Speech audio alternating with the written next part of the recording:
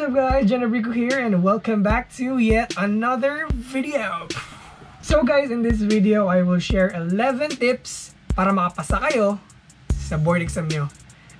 Ito rin ang mga ginawa ko para makapasa ako sa board exam. And take note ha na, disclaimer lang, so nag-work sa akin to and I hope na mag-work din ito para sa inyo guys. So, tama na ang sadsad guys at sisimulan ko na sa tip number 1. So tip number 1 guys is you should know your goal and you write it down. Kapag sinulit mo naman ang goal mo, dapat specific ka. Like, wait lang, papakita ko props.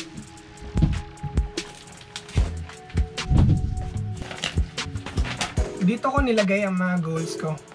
Kasi dapat, kapag may goal ka, diba? Kapag may goal ka, isulat mo. At lagyan mo ng date kung kailan mo gusto ma-achieve yun. May research kasi nun na kapag sinulat mo yung goal mo, most likely, magiging totoo yun. Ito yung dalawang examples ng mga goals ko guys. Graduate at April 2018. Yan. And be an engineer at October 2018. Yan guys. Naging totoo naman. Natupad ko na yung mga goals ko dahil sinulat ko. So yun na nga guys, know your goal. Kung ano man yan, dapat isulat mo and lagyan mo talaga ng date para ma-pressure ka rin. So yun na nga, know your goal, write it down, and be specific when you write it down. Punta na tayo sa tip number 2. So tip number 2 is set your mind na 100% para lang sa board exam. Hindi lang para makatake ka sa board exam ha. Iset mo yung mind mo na para talaga to sa board exam na one shot lang, papasa ka agad. Iset mo yung mind mo na papasa ka talaga kapag nag-take ka na sa board exam. Yun. Basta. So tip number 3, surround yourself with people na kaparehas mo ng goal. Yung kayo lahat ba gusto talaga makapasa sa board exam. Importante yun. Ang environment mo kasi, yung mga nagsusurround sa iyo na mga tao, makaka-affect yun eh kung gusto mong mag-aral or kung gusto mo talagang ipasa ang board exam. Kasi ang environment mo kasi nakaka-affect siya kung ano yung mga ipa-prioritize mo, 'di ba? Like if silang lahat nag-aaral tapos gusto mo sanang maglaro, so mau-OP ka, 'di ba? Parang gusto mo na lang din mag-aral, 'di ba? Dahil surrounded ka sa mga tao na gusto din makapasa, so nakikita mong ginagawa nila ang lahat, bakit hindi mo gawin yung lahat? Lahat na nakakaya mo, diba? So ganun, dude, ganun. Basta. So tip number 4, make fewer decisions. What to wear, where to eat, what to eat, basta yung mga ganun. Kasi ito yung dahilan kung bakit the same lang yung mga shirts ng mga successful people, Mark Zuckerberg, mga Steve Jobs. May research kasi na even making these little decisions can make you tired. So, parang ano ba? Dami ko na iniisip, dumadagdag pa to. Yung mga ganong memes, di ba? Make fewer decisions para yung energy mo is natitipid para lang dun lang ma-focus sa pag-aaral mo. Di ba, gets? Ang ginawa ko nung nag-review ako is the night before, pinaplano ko na yung damit ko, anong isusuot ko bukas sa review center, kung saan ako kakain ng breakfast, ng lunch, at ano ang kakainin ko, nakaplano na the night before. Para hindi na ako mag-decide first thing in the morning na pumped up ako na mag-aral, pumped up ako, tapos magdi-decide pa pala ako. Yung mga ganun, para hindi ka na ma-stress kinabukasan. So tip number 5, obvious na tip, reduce the use of social media. Mind blown. Obvious eh. Kapag nagso-social media ka kasi, nandyan yung phone mo tapos nag-aaral ka. Gusto mong mag-aaral ka tapos may phone ka dito. Nakaka-distract kasi siya eh, di ba? Nakaka-distract kasi ang social media. Alam naman natin nakaka-distract talaga ang social media. Ako kasi, nung nagre-review ako, I really asked my parents na if pwede ba akong mag-dorm lang muna para wala akong internet, para maiwasan ko talaga ma-distract sa social media. Kaya yun, nag-dorm ako. Tapos wala akong internet. Pero may free Facebook sa Sun, no? So ito na. Hindi ko naman sinasabing itigil nyo ang pagso-social media nyo. Ang sabi ko lang is reduce the use of social media. So meaning, i-reduce nyo lang. Ako kasi, dati, nagre-review ako. Ginagamit ko yung wala ko internet, di ba? So, free Facebook lang ginagamit ko. And hindi din ako gumagamit ng phone masyado kapag nasa review center na ako. Ginagamit ko lang siya kapag nasa dorm na ako ulit at yung patulog ka na, yung mga last 20 minutes before ka matulog. Yun, nagso-social media, nagfe-Facebook ako. Wala naman kasing interesting na ganap sa Facebook noon eh, kasi lahat ng friends ko is nagre-review, so umiiwas din sila sa social media. Messenger lang ang maingay nun. Nagsisend ng solutions, mga ganun. Pero hindi din ako gumagamit masyado ng Messenger. Yung ano lang, yung kapag may tatanong ka tapos may gusto kang malaman kung ano na bang update sa ganito, ganyan. So if may mga tanong ka related sa review, okay lang. Pero wag ka talagang magtagal sa social media. So, tip number 6. Set specific study schedules and stick with it. Pero, don't be strict about it na ma-depress ka na kapag hindi mo nasunod yung schedule mo. Okay lang naman na pumalya sa schedule mo. Ako, yung ginawa ko is sa last 60 days before board exam, gumawa ako ng 100 hours na allocated para sa isang subject. May 4 na subject kami. So, 100 hours, 100 hours, 100 hours, 100 hours. So, 400 hours ang allocated time ko para mag-study. And 60 days left na lang yun, guys. So, may 10 hours every day ako na pwedeng gamitin. So, 10 hours times 60 days is my 600 hours ako. 400 hours lang ang kailangan ko. So, may 200 hours akong extra. Alam ko naman na hindi ko talaga kayang mag-study 10 hours a day. At least ba may allowance? Ako kasi, sa last 2 months lang ako nag-dorm. So, sa last 2 months lang talaga ako naka-focus like 100% binigay ko lahat para lang sa review. Doon lang, sa last 2 months lang. Sa first 2 months kasi ng review, may 6 months kami, di ba? Ang first 2 months sa review is hindi pa ako masyadong seryoso nun eh. Lagi pa akong nagta-travel, sumasama sa mga gala ng family ko. Basta may mga ganun pa. So, yung mga scores ko talaga, nagre-reflect din kung ano yung mga ginagawa ko. Maliliit din yung mga scores ko, dude. Sa last 4 months, may 2 months akong nag-review ako dito. Nag-review ako. Wala na akong absent sa 4 months. Pero sa 2 months na yan, hindi pa ako masyadong seryoso. Like, nagsa-study lang ako kapag nasa review center ako. Pero pag nasa bahay na ako, nakakatulog na ako. Example, yung class ko morning. So, whole morning nun, nasa review center ako. Pero pag uwi ko sa bahay, hapon, mga 1 or mga 2 p.m., natutulog ako hanggang 5 na yan. Or hanggang 7 p.m. Tapos kumakain, tapos natutulog ulit. Yun lang talaga ang ginagawa ko, guys.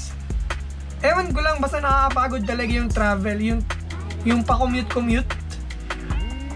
Traffic kasi papunta sa amin. So, nadidrain ako eh. So, wala na akong aral talaga na magagawa pag nasa bahay na ako. Tulog lang talaga ginawa ko, guys. Tulog. Hindi nga ako nakakapaglinis ng bahay. Hindi ko na nalilinis yung room ko. Sa last 2 months naman, naka-dorm na ako. So, dun ko na talaga binuhos lahat kasi alanganin na ako eh. May pre-board, may first pre-board kami. Tapos, yung scores ko, lahat bagsak talaga, guys. Sa 4 subjects, 40 below lahat ng mga scores ko. So, kinabahan na ako at gusto ko na talagang seryosohin ang review. Ay, nakapagsabi naman kasi na hindi talaga nagmamatter ang scores mo sa pre-board. Motivation na lang, dapat ma-motivate ka na mag-study harder. Kasi malilit yung mga scores mo. So, hindi na nga lang ako nag-ask kung pang-ilan ako sa ranking sa review center namin kasi alam ko isa ako sa 30% na lowest. Kaya hindi na ako nag-ask dun. So, tip number 7. Study smart. So, sa study smart na yan, may 3 points akong ibibigay. So, first is know what you don't know. Alamin mo kung saan ka mahina, saan ka pwedeng mag-improve. Yung mga hindi mo pa alam, dun ka mag-focus muna. So, So example, may 4 hours na time ka na allocated para mag-review. Ang 3 hours na ito, i-allocate mo para sa topic na hindi mo alam. At ito namang isa yung 1 hour left is ito yung i-allocate mo na mag-review ka sa mga alam mo na, 'di ba? Alam mo na, so wag mo nang masyadong i-in-depth. Review na lang. Review nga, 'di ba? Review nga tawag natin dito, 'di ba? Second point is outline. Kailangan mo talagang mag-outline. Sulat mo talaga yung gusto mo, yung kailangan mong ma-remember. Example, basta mga sa amin, formulas talaga yung dapat mong isulat. Take note ha, isulat. Hindi mo dapat i-print or picturean lang. Isulat mo talaga. Ito, ipapakita ko yung mga samples ko. Ito yung mga examples sa mga formula ko, guys. Yan. Ito. Ito pa. Ito pa. Basta marami pa, guys. Nilagay ko yan sa mga walls ko. Tapos every morning before ako umalis ng bahay, tinitignan ko. Tingin lang. Hindi ko talaga memorize ulit. Tumitingin lang ako. Ganun. Like nagsiskim lang ako ba? Skimming lang. Ganun lang. Okay. Pwede naman mag-index card ka. Kasi yung index card, nadadala mo. Itong mga kartolina, hindi mo nadadala. Isulat mo, guys. Uulitin ko. Isulat mo, wag mong i-print, wag mong picturean, wag kang magpagawa. Lagay mo yan sa wall ng room mo, sa lahat ng walls mo, sa lahat ng pwedeng lagyan mo. Sa CR, yung CR na pangpupo lang, yung mga hindi masyadong nababasa, ilagay mo doon. May mga classmates din ako naglalagay sa CRs nila. And para yun na kapag nasa CR sila, nakakapag-review pa rin sila. Hindi yung nasa CR sila, so may time sila na mag-Facebook. Nasasayang yung oras nila. And take note ha, sa lahat ng mga kakilala kong gumawa talaga ng mga ganito, lahat sila, guys, nakapasa. Wala pa akong kilala na yung siya mismo yung gumawa, tapos na-fail siya. Wala pa akong kilalang ganun. And pangatlong tip is spaced repetition. Spaced repetition is, kailangan to kapag may i-memorize ka. Spaced repetition is, example. Every day for 1 week, 1, 2, 3, 4, 5, 6, 7, itong mga araw na to, i-allocate mo talaga para sa pag-memorize at pagre-recall ng mga formulas na kailangan mong malaman. 7 days a week, straight every day. Ang 7 days na to, kailangan mo talagang basahin ulit yung mga formulas na kailangan mong i-memorize, isulat mo ulit, i-memorize mo ulit, tapos i-recall mo naman. Kinabukasan, gawin mo ulit yun lahat for 7 days straight. Pagkatapos nun, pwede nang from every day a week to 2 times a week to 2 times a month, tapos once a month. Ganon ang spaced repetition. Kasi may mga research na nagsasabi din na ito yung pinaka-effective way to memorize something. Spaced repetition. So example, di ba, may formula ang memorize mo. So, humanap ka ng problem na gumagamit ng ganong formula. Tapos i-try mo siyang i-solve for 2 times a week. Tapos 2 times a month. Basta i-spaced repetition mo. Nakapag-practice ka na ng formula, naka-practice problem ka pa, naka-spaced repetition ka pa, di ba? So, yun lang muna ang ibibigay kong study smart tips para sa inyo. So, tip number 8. So, tip number 8 is practice answering board exam questions. So, mga past board exam questions, yun ang pag-practicean mo. Never miss an exam sa review center mo. Malaking tulong kasi yun kasi the more questions na nadaanan mo, the more chances na papasa ka sa board exam. Kasi ano nung yun types of questions lang talaga yan eh. Never miss an exam sa review center mo. Nakakatulong talaga ang review center. At kapag self-review ka naman, manghingi ka ng materials. You try answering the materials na kaya namang ibigay ng internet, di ba? Or manghiram ka sa mga libro ng mga nag-take na noon sa board exam. Baro ka ng mga books nila, dun ka mag-practice. Basta, practice answering board exam questions. And ito din, don't compete with others, compete with yourself. Ako kasi, di ba, sinabi ko na below 40 lahat ng scores ko sa pre-board, first pre-board namin sa review center. So, syempre, na-down ako nun. Kaya nag-study hard ako and gusto ko talaga makita if nag-improve ba ako. Kaya, nung nagbigay ng second pre-board yung review center namin, nag-aim talaga ako na maging isa sa top 30 na students talaga sa review center namin. Talagang nag-review ako noon, sinacrifice ko yung tulog ko, sobrang effort na talaga noon, at sa awa ng Diyos, naging top 20 ako sa review center namin. Sa Cebu lang, sa Cebu-based na review center namin, naging top 20 ako. So, imagine, nakaya kong i-beat yung previous self ko. So, sa loob lang ng ilang months lang, di ba? Kung kaya kong mag-improve, alam ko kaya nyo din. And nangyari to sa last 3 weeks na lang ata, last 3 weeks, last month before talaga yung board exam. So if nakaya kong mag-improve, alam ko kaya nyo din. So tip number 9, mental rehearsal. Kung hindi nyo alam, ang mental rehearsal is, ito yung mga ginagamit sa mga athlete or dancers na kapag may gusto silang i-ensayo, para bang pinapractice mo, example dancer ka, para bang pinapractice mo yung moves mo sa utak mo lang. Example, piniplay mo yung music, tapos ini-imagine mo yung steppings. Ini-imagine mo talaga na ikaw yung gumagawa ng stepping. Pero hindi ka gumagawa physically, mental mo lang, mental rehearsal nga, di ba?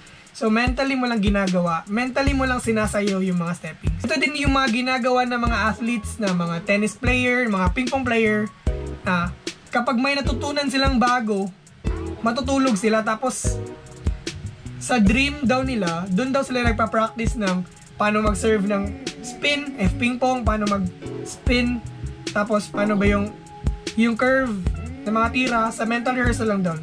May mga research din ito, mga nakaka-mind blown na mga research. May dalawang grupo daw, Group A, Group B. Ang Group A daw is magpa-piano lessons, nakapag-practice sila sa totoong piano. Tapos ang Group B naman is mental rehearsal lang sila, hindi sila allowed na humawak ng piano. Pero ang matindi dito is ang results nung day na talaga ng performance nila, kasing accurate lang nung mental rehearsal tapos yung may talagang hawak na piano. Ganon katindi ang mental rehearsal. So, paano nga pa nagagamit ang mental rehearsal sa pagre-review? Ang masasuggest ko is mental rehearsal. Importante to para hindi ka ma-blackout sa board exam. Mag-mental rehearsal ka na nagtitake ka na ng board exam. Example na, every day for the last 1 month, take time na mag-mental rehearsal ka para lang hindi ka na ma-blackout sa board exam. So, i-imagine nyo na nandun na kayo sa venue, naka-white polo na kayo, naka-plain white na kayo, naka-slacks na kayo, naka-inserts na kayo, may mga folder na kayo sa board exam. Tapos, imagine nyo na, nandun talaga kayo sa seat nyo, nakikita nyo yung mga taong kinakabahan. Para hindi ka nakabahan, i-mental rehearsal nyo talaga yung board exam. Yung setting, yung may hahawakan ka ng questionnaire, i-mental rehearsal nyo talaga, guys. Importante talaga yung mental rehearsal. Promise, ginawa ko tong mental rehearsal para lang hindi ako ma-blackout sa board exam. Ginawa ko talaga to, pero yung kulang lang is hindi pa ako nakapunta sa venue. Yun lang talaga yung problema. Hindi ako nakapunta sa venue, so paano ko i-mental rehearsal yun? So ang ginawa ko na lang is, inisip ko na tinitignan ko lang yung mga kasama kong nagre-review. Sila din naman yung magiging kasama ko sa board exam, di ba? So, in-imagine ko na lang na nasa labas kami, kasama ko yung mga kaibigan kong nagre-review, naka-white polo kami lahat, at dun napapakalma na ako dun. So tip number 10, enjoy. Enjoy every single step. Kasi kapag hindi mo ini-enjoy yung ginagawa mong nagre-review ka para sa board exam, what's the point na nagre-review ka pa? Learn to enjoy the process. Sabi nga ni Boss Paolo Tomenes, love the process. Mahalin mo lang yung process. Enjoy lang. Isipin mo na once lang ito dadaan sa buhay mo, kaya i-enjoy mo na. Sulitin mo na lahat, sulitin mo na yung experience, sulitin mo na kasi mahirap na gumagawa ka ng bagay na hindi mo gusto. Learn to enjoy every single step. So tip number 11, huling tip, pray. Always pray. Study hard, but pray harder. humingi ka muna ng blessing sa kanya. Araw-araw mo siyang kulitin na gusto mong makapasa sa board exam para ibigay niya yung gusto mo. Ganun yung mga tao, di ba? Pag kinukulit mo, binibigay na lang nila yung mga gusto mo. Para hindi mo na sila kulitin. Syempre, di pwedeng pray lang ha.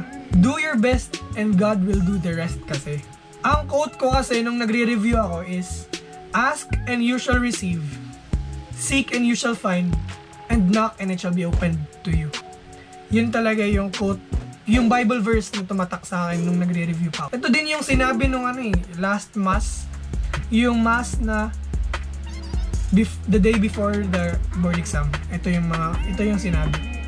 So, yun lang yung 11 tips on how to pass your board exam. At sana naman you find this video informative. Click that like button down below. Comment kayo kung may questions kayo. I will respond in the comment section below. And don't forget to click that subscribe button down below. Nandito yan. Yung red button. If hindi ka maka-subscribe, if hindi mo napindot, kailangan mo munang mag-sign in sa Google account mo, yung Gmail account mo, and click that subscribe button. Follow me on Instagram, _amazing. So hanggang dito na lang. Salamat sa pagsama. See you sa next vlog.